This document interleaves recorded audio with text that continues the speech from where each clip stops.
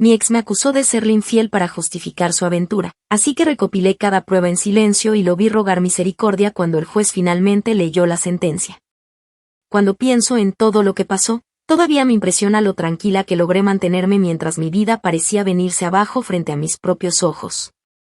Siempre había creído que las traiciones más dolorosas venían acompañadas de gritos, de peleas escandalosas, de rupturas dramáticas donde al menos te daban la oportunidad de gritar todo lo que llevabas dentro antes de que todo se hiciera pedazos. Pero en mi caso no hubo tal catarsis, ni discusiones épicas que cerraran las heridas. Solo hubo un silencio frío, punzante, que se fue instalando entre nosotros hasta sofocarlo todo. Un silencio que yo, lejos de combatir, aprendí a usar como mi arma más poderosa. Shaun y yo llevábamos 5 años juntos, que no es poco considerando que los dos habíamos empezado en este país intentando abrirnos camino en todo, en nuestras carreras, en nuestra vida social, en nuestros planes de futuro. Cuando nos conocimos, ambos trabajábamos turnos partidos en restaurantes distintos de la ciudad, esos típicos trabajos que te obligan a sobrevivir a base de café barato. Horarios rotos y un optimismo que se va desgastando a la misma velocidad que tus zapatos.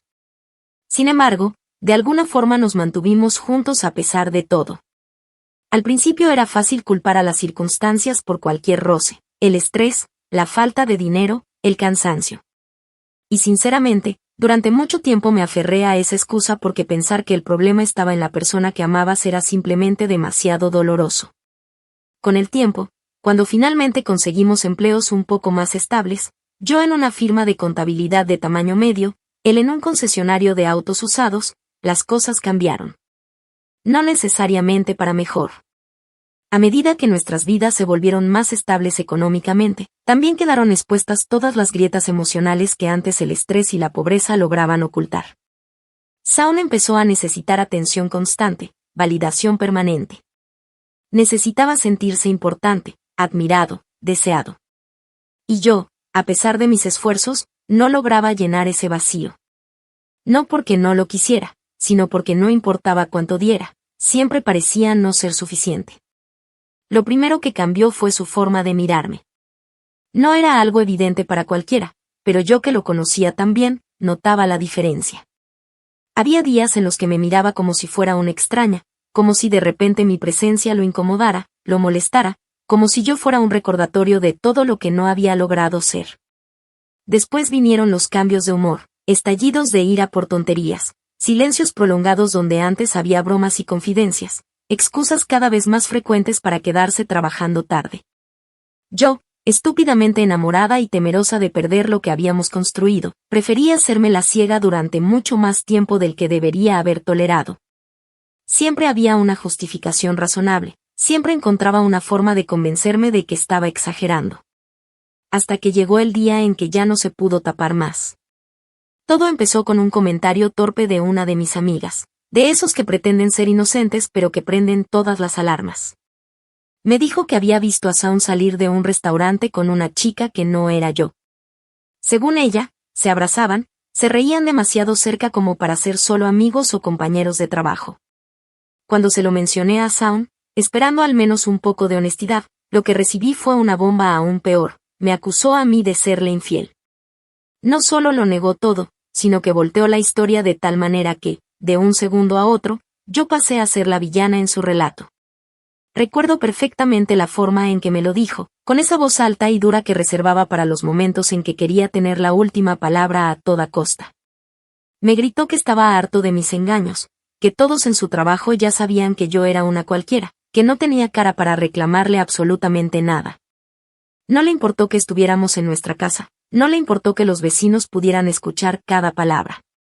Lo único que le importaba era sembrar la duda, dejar la semilla de su versión en el aire para que, cuando todo saliera a la luz, él pudiera decir que había sido la víctima desde el principio. Esa noche me senté en la cama, mientras él roncaba pesadamente en el sofá, porque ni siquiera tuvo la decencia de salir de casa, y me obligué a tomar una decisión que cambiaría todo. Podía elegir el camino fácil, llorar, suplicar, intentar salvar lo que evidentemente estaba muerto. O podía tomar el camino que de verdad merecía, planear, documentar, actuar. Me di cuenta de que, en el fondo, Shaun contaba con que yo actuara de manera impulsiva, que hiciera un escándalo, que me comportara de forma irracional para luego usar eso en mi contra. Él pensaba que ya había ganado. Y si algo tenía claro era que no le iba a regalar la satisfacción de verme derrotada. Así que esa misma noche, sin que él sospechara nada, empecé a preparar todo. Cada mensaje, cada recibo, cada conversación extraña que recordaba la apuntaba en un cuaderno viejo. Empecé a respaldar los datos de su teléfono, a sacar copias de los estados de cuenta bancarios, a reconstruir cronológicamente todos los movimientos que él creía que nadie notaba. Me volví una sombra en nuestra propia casa, callada, meticulosa, implacable. Sabía que en Estados Unidos las leyes de difamación y de daños personales no eran cosa menor, y también sabía que si podía armar un caso sólido, no solo podía limpiar mi nombre, sino también hacer que Shawn pagara con creces por cada palabra que había dicho para destruirme. No iba a ser rápido, no iba a ser fácil, pero no tenía ninguna prisa. De hecho, prefería que se cociera a fuego lento. Porque si iba a vengarme, no quería que fuera un arrebato, quería que fuera una demolición completa, meticulosa, sin posibilidad de reconstrucción. Y en silencio, sin prisas, me preparé para verlo caer. Actualización 1. Pasaron unos días después de aquella noche en que tomé la decisión de no derrumbarme, sino de atacar desde donde menos lo esperaba. Shawn seguía en su papel de víctima herida, actuando como si hubiera sido forzado a soportar una relación tóxica conmigo, inventándose historias en cada conversación casual que tenía por teléfono, asegurándose de que cualquiera que oyera solo su parte lo viera como el mártir de esta historia. Se volvió un maestro de la actuación, a los ojos de la mayoría, era el pobre hombre que había sido traicionado y que, aún así, estaba luchando por mantener la compostura. Yo, mientras tanto, jugaba el rol que sabía que me convenía, la indiferente, la mujer supuestamente culpable que ya no tenía fuerzas para defenderse. Cada palabra que callaba era una piedra más en la montaña de confianza que Shawn construía, creyendo que estaba ganando. Y cada paso que daba era, en realidad, un movimiento cuidadosamente calculado para preparar su caída. Fue en ese lapso que entendí que no podía limitarme solo a juntar pruebas de sus infidelidades. Necesitaba algo que mostrara, de manera innegable, como su mentira no solo me había herido a mí emocionalmente, sino que también me había dañado en ámbitos tangibles, laboral, social y financiero. Porque en un tribunal estadounidense, si querías ganar un caso de difamación o de daños emocionales, no bastaba con decir me rompió el corazón. Tenías que demostrar pérdidas reales. Así que comencé a recabar todo, registros de llamadas perdidas de clientes potenciales que, después de los rumores, dejaron de buscarme para trabajos de asesoría privada. Mensajes de conocidos que se habían distanciado de manera sospechosa, comentarios maliciosos en redes sociales que insinuaban que no todo era lo que parecía respecto a mi supuesta conducta. Cada pequeño hilo que conducía a su campaña silenciosa de difamación, lo documenté con paciencia quirúrgica. No me bastaba con que supiera que había sido un infiel. Quería demostrar que su necesidad miserable de proteger su ego a costa mía había tenido consecuencias concretas. Y lo iba a pagar. Unas semanas después, una amiga que todavía mantenía contacto con algunos conocidos en común me mandó un mensaje que fue como una chispa sobre pólvora seca. Me contó que Shawn había empezado a contar una versión muy conveniente de nuestra ruptura en el círculo del concesionario donde trabajaba. Según él, había encontrado mensajes en mi teléfono con un supuesto compañero de oficina y, en un acto de amor propio, había decidido alejarse antes de que lo destruyera más. Incluso tuvo la osadía de contar que me había sorprendido en la cama con otro hombre, aunque, supuestamente, por respeto, no quería dar más detalles. Lo pintaba como una historia de traición épica, en la que él, pobre víctima, había tenido que tomar la dura decisión de dejar atrás el amor de su vida por su propia dignidad. Leer esas palabras me provocó un nudo en el estómago que pasó de dolor a furia en cuestión de segundos. No era solo que mintiera descaradamente. Era que estaba usando mi silencio contra mí, moldeando su narrativa con tanta comodidad porque pensaba que yo no iba a hacer nada. Lo subestimaba tanto que ni siquiera se preocupaba por ocultarlo demasiado. Y eso fue su primer gran error. No respondí públicamente. No llamé a nadie a confrontarlo. No caí en la trampa de la reacción impulsiva. Lo que hice fue mucho más frío, empecé a contactar a esas mismas personas que habían oído su versión, pero no para defenderme, sino para hacerles preguntas inocentes, para hacer que me repitieran sus palabras exactas, para obtener, de manera casual, testimonios que luego mis abogados pudieran usar para mostrar el patrón de difamación que estaba construyendo. Les pedía que me contaran qué había dicho Sound, actuando como si quisiera entender en qué había fallado yo. Y cada vez que un mensaje me llegaba, lo archivaba en una carpeta dedicada exclusivamente a testimonios de difamación. Era meticulosa, fría, absolutamente determinada. No iba a destruirlo en un arranque de rabia. Lo iba a destruir de forma tan meticulosa que no iba a quedar ni una parte de su reputación que pudiera rescatar. Unos días después, como si el universo hubiera querido darme un regalo extra, me llegó una notificación que terminó de completar el primer golpe bajo que estaba preparando. La empresa para la que Sound trabajaba organizaba una pequeña reunión social abierta para empleados y sus familias. Era el tipo de eventos donde los jefes observaban, donde se sellaban promociones o se descartaban candidatos para ascenso según el tipo de impresión que causaras. En una sociedad como la estadounidense, donde la imagen personal muchas veces pesa tanto como la capacidad profesional, estos eventos no eran algo que se podía tomar a la ligera. Decidí que era el momento perfecto para iniciar el primer acto de mi venganza. Fui. Me presenté perfectamente vestida, segura, tranquila, con una sonrisa educada que no revelaba absolutamente nada de lo que planeaba. Saludé cortésmente a los conocidos que había evitado en las últimas semanas y, con una calma que solo da la certeza de tener el poder en las manos, conversé de forma casual dejando caer pequeñas bombas en los momentos precisos. Cuando uno de los colegas de Sound, un tipo que parecía disfrutar demasiado del chisme, me preguntó en tono sarcástico cómo estaba mi nuevo novio, refiriéndose a la mentira que Sound había sembrado. Me limité a sonreír y decir, vaya, ojalá hubiera tenido tiempo para un romance. Entre los turnos extras que tuve que tomar para cubrir las deudas que Sound dejó escondidas, apenas si tenía energía para dormir. Lo dije en voz suficiente para que los que estaban alrededor también oyeran. La cara de Sound, a unos metros de distancia, fue todo lo que necesitaba para saber que había entendido que algo se estaba moviendo. Porque no fue un ataque frontal. Fue una insinuación, una grieta en su versión perfecta de la historia. Y los rumores, cuando se plantan de manera tan sutil, son 1000 veces más efectivos que una acusación directa. No necesitaba probarle a todos que era inocente. Solo necesitaba sembrar la duda. Y sabía que, una vez sembrada, se propagaría sola. Esa noche, mientras me veía marcharme sin dignarme siquiera a mirarlo directamente, Sound todavía no entendía que ese pequeño temblor que sentía bajo sus pies era solo el primer movimiento de un terremoto que iba a derrumbarle toda su vida. Actualización 2. Pasaron varias semanas desde aquella reunión en la que sembré la primera semilla de duda en su entorno, y durante ese tiempo me enfoqué en lo que sería, quizá, la fase más importante de toda mi venganza. Recopilar pruebas de manera sistemática, silenciosa, sin levantar sospechas. A diferencia de lo que muchos podrían imaginar, no era cuestión de salir corriendo a acusarlo con lo que ya tenía en las manos. No.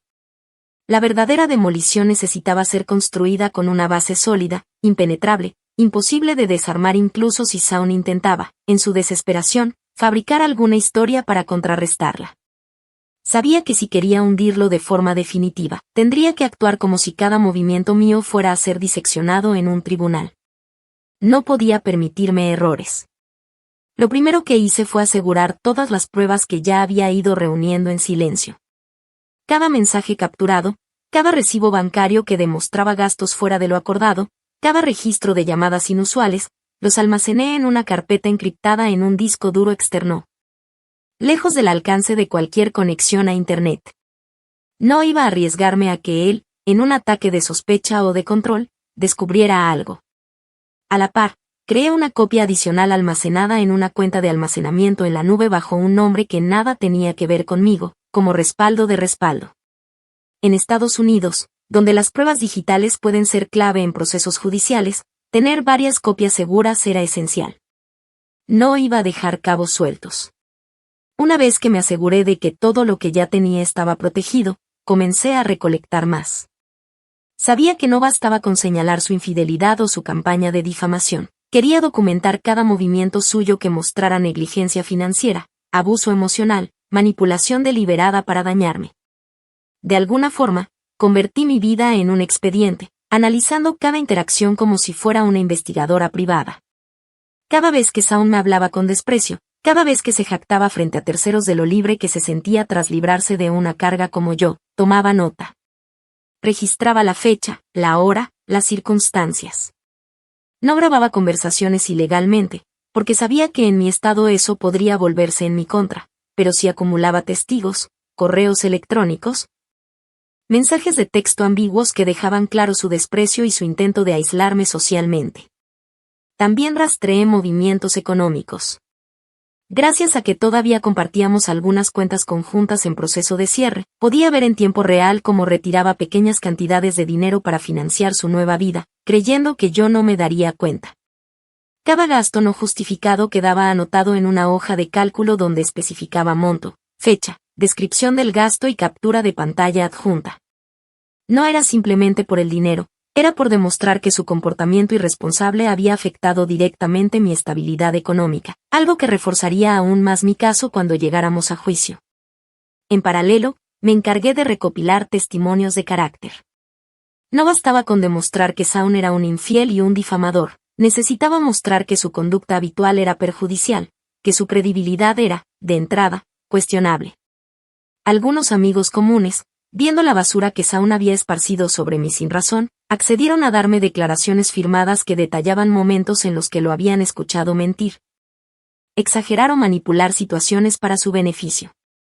Cada testimonio era una piedra más en el muro que iba construyendo, una barrera que lo aplastaría cuando llegara el momento indicado. No todos los días eran fáciles. Había noches en las que el cansancio emocional me pesaba tanto que apenas si podía mantenerme despierta frente a la computadora, documentando cada dato, cada pequeño incidente. Había momentos en los que la tentación de enfrentarme directamente a Shaun, de gritarle a la cara todo lo que sabía, era casi insoportable. Pero cada vez que sentía esa necesidad de explotar, me recordaba a mí misma cuál era el objetivo final. No se trataba de ganar una discusión. Se trataba de destruir su fachada por completo, de asegurarse de que cuando cayera, no pudiera levantarse. Y para eso, necesitaba paciencia. Lo que Shaun no entendía, lo que nunca entendió porque su ego no se lo permitía, era que el verdadero peligro no venía de las personas que gritaban y peleaban a la primera provocación. El verdadero peligro venía de aquellos que sabían esperar, que sabían fingir indiferencia mientras acumulaban cada deuda pendiente en silencio. Él seguía comportándose como si nada pudiera tocarlo, como si mi silencio fuera sinónimo de resignación, de derrota. No tenía idea de que cada paso que daba era, en realidad, una soga que él mismo iba apretando alrededor de su cuello. Para cuando terminé de recopilar todo lo que necesitaba, tenía un expediente de más de 200 páginas que incluía desde pruebas documentales de su infidelidad y su manejo fraudulento del dinero compartido, hasta testimonios que confirmaban su campaña de difamación y evidencia del daño real que había causado en mi vida personal y profesional. Todo perfectamente ordenado, categorizado y respaldado. Estaba lista.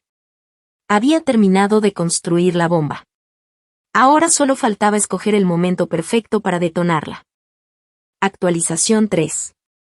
Después de semanas perfeccionando mi expediente, cada día que pasaba me sentía más segura de que no solo iba a lograr limpiar mi nombre, sino que además iba a hacer que Shaun pagara hasta el último centavo de todo el daño que había causado. Mientras tanto, él seguía comportándose como si estuviera por encima de todo, convencido de que su pequeña maniobra había funcionado a la perfección. Se le veía más confiado, más altivo, como si el simple hecho de haber propagado su versión de los hechos lo hubiera blindado contra cualquier posible consecuencia. Se paseaba por los lugares que solíamos frecuentar como si nada, aparecía en reuniones con amigos comunes actuando como la víctima incomprendida, y no perdía oportunidad para dejar caer indirectas en redes sociales. Esas que no mencionaban mi nombre explícitamente pero que todo el mundo sabía que iban dirigidas a mí. Fue en ese estado de arrogancia máxima que Shaun, creyendo que todavía me tenía controlada, decidió jugar su próxima carta.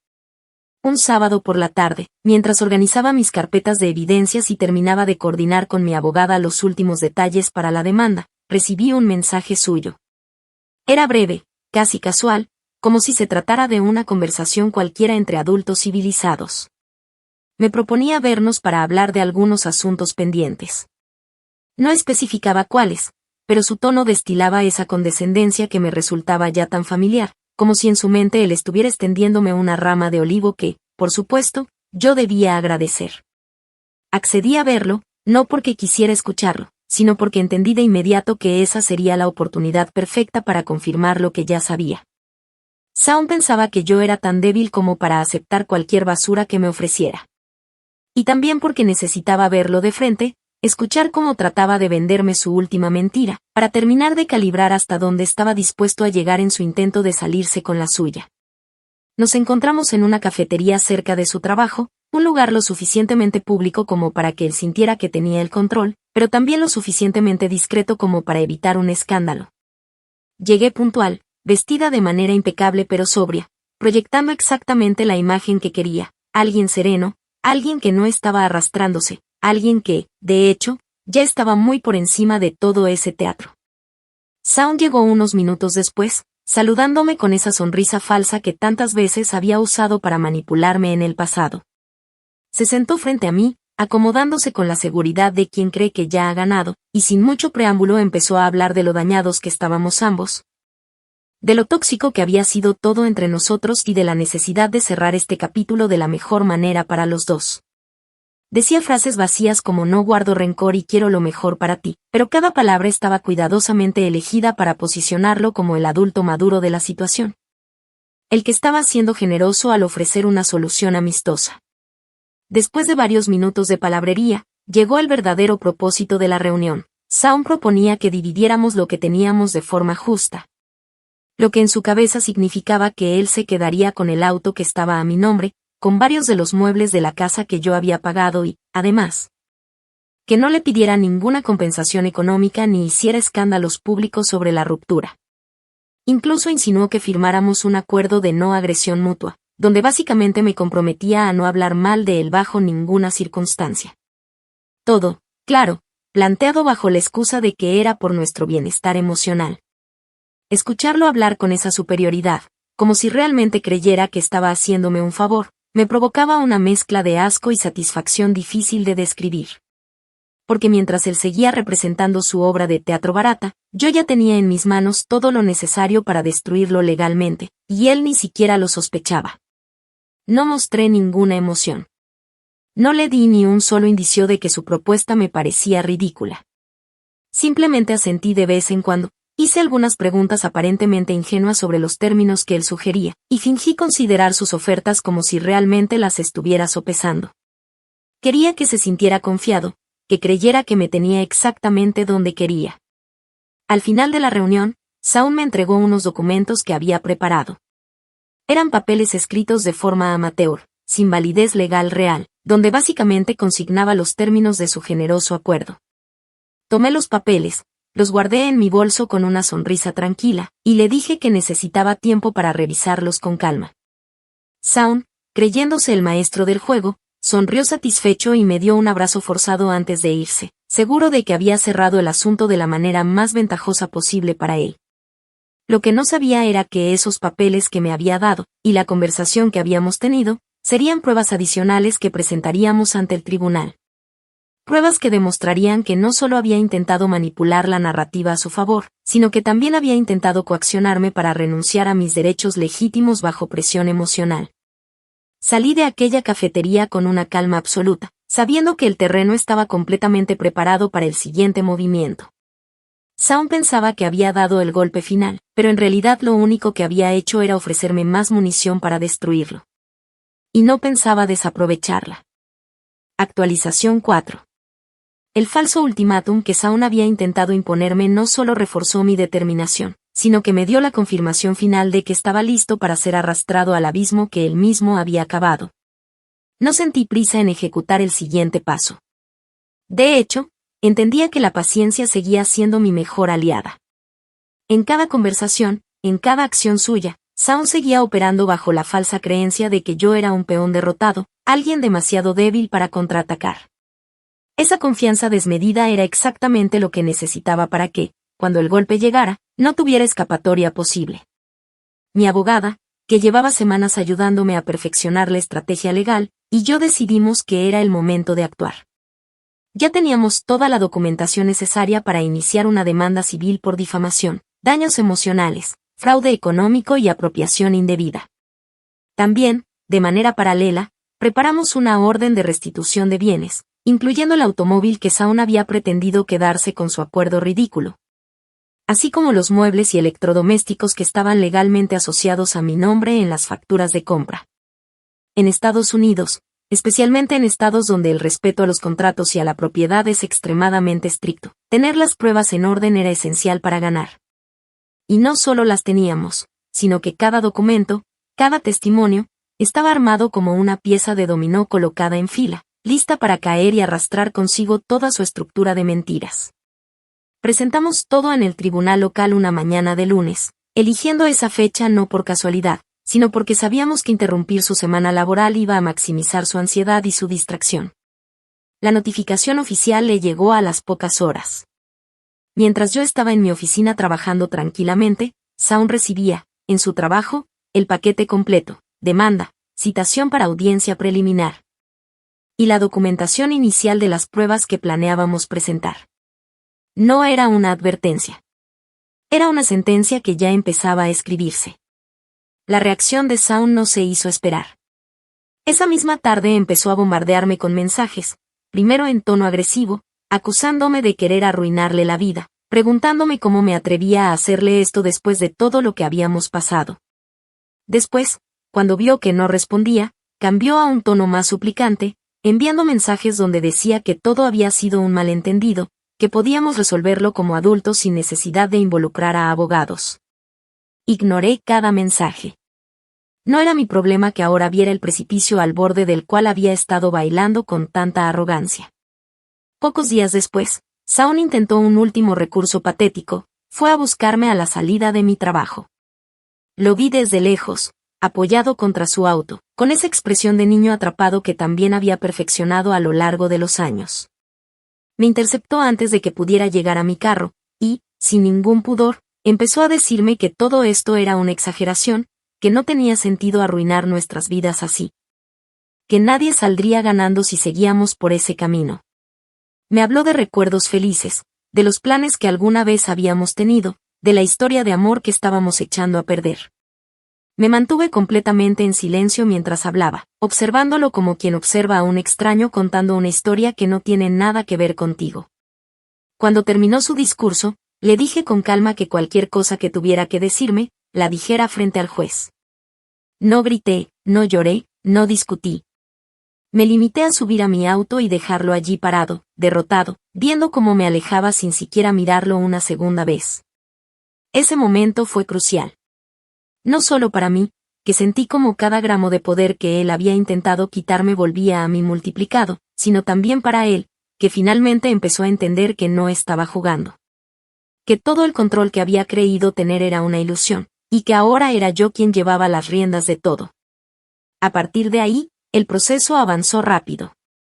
Su abogado, un hombre de mediana edad con más ojeras que paciencia, intentó negociar un acuerdo fuera de la corte. Ofrecieron disculpas privadas, ofrecieron devolverme el automóvil y algunos de los bienes robados, incluso se atrevieron a ofrecerme un pequeño pago económico si desistía de la demanda. Rechacé todo. No quería acuerdos a puerta cerrada. Quería que todo saliera a la luz, en documentos públicos, en registros que cualquiera pudiera consultar si alguna vez Shaun intentaba limpiar su nombre diciendo que había sido una mala ruptura y nada más. No quería una venganza silenciosa. Quería una sentencia oficial que lo marcara para siempre. Mientras tanto, en su vida profesional, las cosas empezaron a desmoronarse.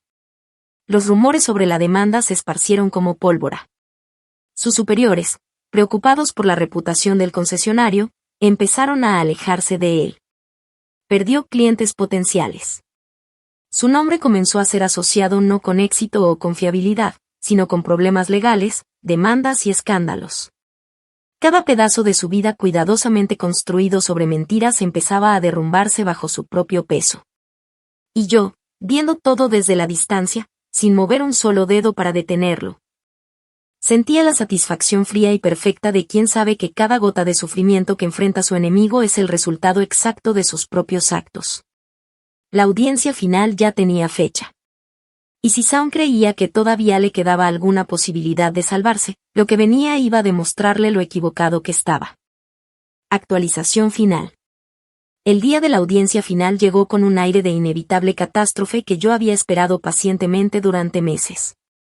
Me desperté temprano, no porque estuviera nerviosa, sino porque quería tomarme mi tiempo para prepararme con la calma y la dignidad que toda la situación requería.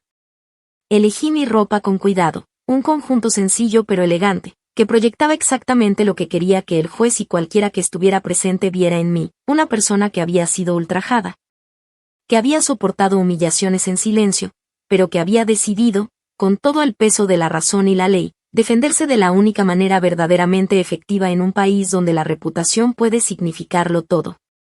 Llegué al edificio del tribunal 30 minutos antes de la hora prevista, acompañada de mi abogada, quien ya había revisado el caso tantas veces conmigo que cada uno de nuestros pasos estaba perfectamente coreografiado. Llevábamos copias impresas y digitales de todas las pruebas organizadas en carpetas separadas, listas para ser presentadas ante el juez en el momento adecuado. No dejábamos absolutamente nada al azar. Cuando vi a Saun en el pasillo esperando a ser llamado, supe de inmediato que ya no era el mismo hombre altivo y seguro de meses atrás. Estaba desaliñado, pálido, con las manos temblorosas mientras intentaba, sin éxito, mantener la compostura. Vestía un traje que claramente no había sido planchado, y su expresión era la de alguien que ya había intuido la magnitud del desastre que se le venía encima pero que aún no quería aceptarlo del todo. Su nueva novia, esa por la que había arruinado todo, no estaba a su lado.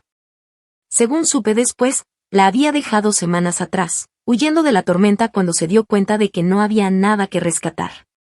El juez, un hombre de mirada severa y voz profunda, no tardó en instalar el ambiente de seriedad que ese tipo de casos requería. No era un trámite más, no era un teatro para alimentar dramas personales, era un juicio formal, donde la reputación y el futuro de las partes estaban en juego de manera tangible. Y yo sabía que había preparado mi caso con tal minuciosidad que no había forma de que Saun escapara sin consecuencias reales. Mi abogada fue la primera en presentar nuestra exposición. De manera clara, sin teatralidades innecesarias, fue desgranando cada categoría de daños. Primero, la difamación sistemática que Saun había orquestado, presentando capturas de mensajes, testimonios de conocidos que confirmaban las mentiras difundidas, y registros de daños en mi vida laboral y social. Después, detalló el abuso económico, movimientos bancarios no autorizados, uso indebido de fondos conjuntos, intentos de apropiación de bienes que legalmente me pertenecían. Cada documento, cada evidencia, era entregada al juez como una pieza de un rompecabezas que, al completarse, dibujaba una imagen devastadora para Saun. Luego, se abordaron los daños emocionales, el impacto que toda esa campaña de difamación, traición y manipulación había tenido en mi salud mental, respaldado por informes de terapeutas, registros médicos y testigos que narraban los cambios que habían observado en mí durante todo ese periodo. No se trataba simplemente de decir me rompió el corazón. Era demostrar, con pruebas contundentes, que sus actos habían tenido consecuencias reales, cuantificables y graves. Cuando llegó el turno de la defensa, Saun y su abogado apenas pudieron articular una respuesta coherente. Su estrategia era intentar minimizar lo sucedido, decir que todo había sido malentendidos, que ninguna intención había sido maliciosa, que los problemas de pareja son complejos. Pero frente a la montaña de pruebas que yo había acumulado, esas palabras sonaban vacías, ridículas, insultantes incluso para la inteligencia del juez. El momento más impactante llegó cuando mi abogada presentó los documentos que Saun mismo me había entregado en la cafetería, los papeles de su acuerdo informal, donde me pedía que renunciara a mis derechos a cambio de nada. Un acto de coacción descarada que el juez no tardó en calificar de abuso de poder. La expresión de Saun mientras leía en voz alta algunos fragmentos fue una mezcla perfecta de humillación y terror. Sabía, en ese instante, que había perdido todo. El juez fue implacable en su veredicto. Determinó que Saun era culpable de difamación agravada, que debía pagarme una indemnización sustancial por daños y perjuicios, cubrir todas las costas legales, restituirme el automóvil, los muebles y el dinero malversado con intereses, y además, que cualquier intento futuro de hostigamiento hacia mi persona sería sancionado con medidas penales inmediatas. Su nombre quedaría manchado legalmente, asociado a ese juicio, disponible para cualquiera que buscara su historial público en bases de datos de antecedentes civiles. Mientras el juez leía la sentencia, Shaun, que había comenzado el proceso con el pecho inflado de orgullo, terminó hundido en su silla, con la mirada vacía y los labios apretados como si de alguna forma pudiera detener el desastre apretando los dientes. Cuando terminó la audiencia, y ya fuera de la sala, intentó acercarse a mí balbuceando algo que apenas logré entender. Lo siento, no sabía que llegarías tan lejos. No le respondí. No moví ni un músculo. Simplemente caminé hacia la salida, dejando que cada paso mío resonara como un recordatorio de que había ganado. No solo la batalla legal. Había recuperado mi voz, mi dignidad y mi poder. Shaun, en cambio, había perdido mucho más que dinero o posesiones materiales. Había perdido su credibilidad, su reputación, sobre todo, la idea ilusoria de que siempre podría destruir a otros para salvarse a sí mismo. Y esa fue, sin duda, la mejor parte de toda esta historia.